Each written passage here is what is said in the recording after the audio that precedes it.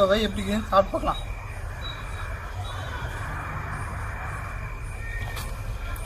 Taste அருமையாக இருக்குதுங்க. மண்பானையோட taste சூப்பராக இருக்குதுங்க.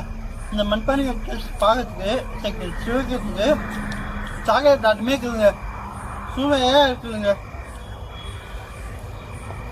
சரி, சப்ஸ்கிரைப் பண்ண போகிற எல்லாம் நம்பருக்கு நன்றி. இந்த வீடியோ இதோ வச்சுக்க. தேங்க்யூ ஃபார் வாட்சிங் திஸ் வீடியோ.